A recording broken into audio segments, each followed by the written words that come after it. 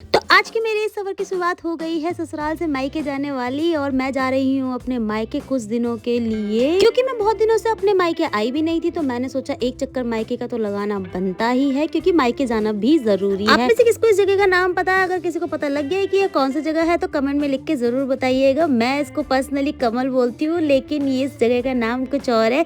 जिनको भी पता है कमेंट में जरूर बताइएगा। और मेरे मायके जाते वक्त ये हवाई सिकंजी जरूर आता है, ये मैंने पहले भी बताया था। तो यहाँ की चाय पीना तो बनता ही है। देखो आप भाई, अब मेरे व्लॉग है और चाय की जिक्र ना हो, चाय का शूट ना हो, ऐसा तो हो ही नहीं सकता। चाय और मैं मतलब मेरे रगों में खून नहीं चाय दौड़ती है। ये थोड़ा चीजी हो गया, लेकिन ये परम सत्य है। और एक खास बात, यहाँ की चाय जो है इतनी अच्छी है कि ये अंकी को भी बहुत ज्यादा पसंद आती है। चाय पीने के बाद अब हम चल पड़े थे मेरे मायके की ओर। शादी के बाद मेरा घर मेरा मायका बन गया और मैं बन गई अपने घर की मेहमानों की तरह ही। बस कुछ दिन के लिए आना, 4 दिन के कपड़े पैक करके अपने घर से लाना और यहाँ 4-5 दिन के लिए रहना, उसके बाद वापस चले जाना। ये कॉन्सेप्ट अपने आप में ही बहुत ज्यादा डिफरेंट है। मंगलम स्टैंड वाली पार्किंग है और यहाँ पे इन्होंने बहुत ज्यादा फायदा उठाया। हमने कहा था कि हम 1 या 2 घंटे में अपनी गाड़ी वापस ले जा लेंगे, बस हमें 1 और 2 घंटे के लिए ही पार्किंग चाहिए। इन्होंने पहले मना कर दिया कि जगह नहीं है, फिर बोला कि 100 रुपए दोगे तो पार्किंग हो जाएगी, विच इज रॉन्ग।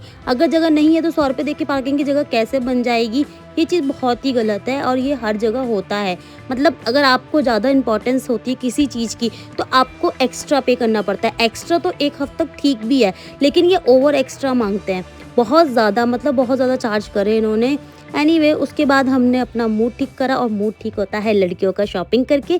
तो मैंने करी शॉपिंग। मैंने लिया अपना चार्जर के लिए क्यूट सा कवर और उसके बाद मैंने लगाया टेम्पर, क्योंकि मेरे दूसरे वाले फोन का टेम्पर भी टूटा हुआ था। देखो यार, आपका काम अच्छा हो और प्राइस रीजनेबल हो ना, तो मतलब बंदे दूर दूर से आते हैं। मतलब मैं ये चीज़ द्वारका में भी करवा सकती थी, बट इन भैया का मुझे बहुत अच्छा लगता है काम, तो मैंने यही करवाया। और आज थी हनुमान जयंती, तो सारे मंदिर सज रखे थे और बहुत अच्छे से पूजा और आरती हो रखी थी। उसके बाद मैं घर आई और घर में आके मुझे मिला सरप्राइज, क्योंकि मेरा एक कजन जो है वो यहाँ आ रखा था।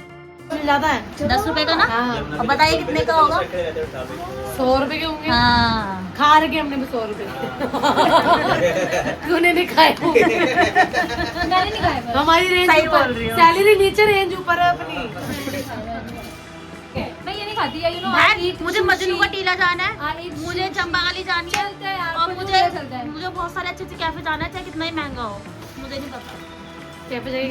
मैं यहाँ घूमने की प्लानिंग कर रही थी, लेकिन मेरी सबसे छोटी वाली बहन को तो कुछ और ही दिख गया था। उसने देखा जैसे ही मैं अपने लाई हूँ फोन के लिए नया कवर, उसने निकाला मेरा पुराना कवर और सोचा ये तो बहुत ही अच्छा प्लान है कि इस पुराने कवर को निकाल के अपने फोन पे फटाफट लगा। ये तो इनके लिए एक खेल बन गया था। खेलते खेलते इन्होंने मेरा पुराना कवर वायर निकाली और फटाफट नए कवर और वायर लगा। उसके बाद हम सब मिलकर गए अंकी को छोड़ने मंगलम तक, क्योंकि वहाँ पे ही हमारी गाड़ी जो है पार्किंग हो रखी थी, जिसके हमने 100 रुपए दिए थे। उसके बाद हमने करा अंकी को टाटा बाय बाय और फिर हम आ गए अपने घर की ओर।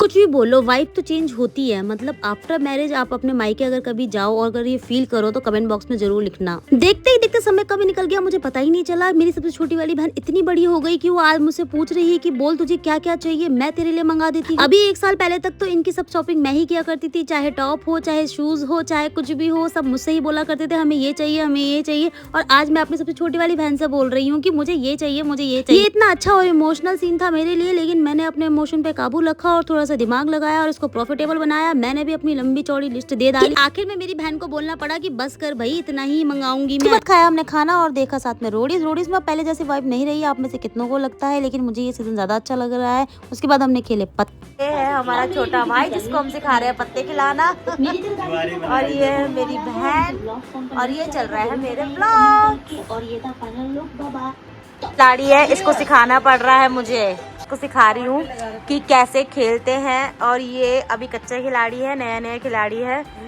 लोगों की बहनें उनको सिखाती है कि अच्छे कम करो, मैं सिखा रही हूँ कि ढंग से रम्मी खेलो क्योंकि मेरे को यही सही लग रहा है इस टाइम।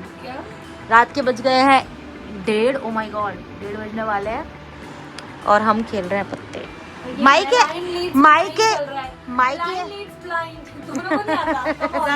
ओ प्लीज, क्या बोलते हैं, माइके और पत्ते ना खेलो, ऐसा हो ही नहीं सकता। माइके आगे सोता कौन है, सब पत्ते खेलते हैं ठीक है। 9 में अगला बंदा 1 पत्ते लेगा और जे कम भी डाल सकते हैं और उसमें और अब मैं पता चेंज कर सकता है कि अगर जे डाला मैंने जो तुम्हारे पास है तो मैं चेंज करके बोल दूंगी कि दिल, क्योंकि मेरे पास दिल वाले पत्ते हैं, ठीक है। बट इसमें क्या होता है कि जो गेम एंड करेगा ना, तू 1, 9 और 7 में एंड नहीं कर सकते गेम, बाकी सब में एंड कर सकते हैं। पत्ता लेना पड़ेगा, डालेगी उतनी बाजी स्किप हो जाएगी। ये रूल्स है, बेसिक रूल्स। और लास्ट पत्ते में ऊनो बोलना होता है, जो भी होता है लास्ट पत्ता बोलना होता है। तो मतलब बेसिकली ये पत्ते गलत है। तुम ऊनो खिला रहे मुझे, हो गया टास्क।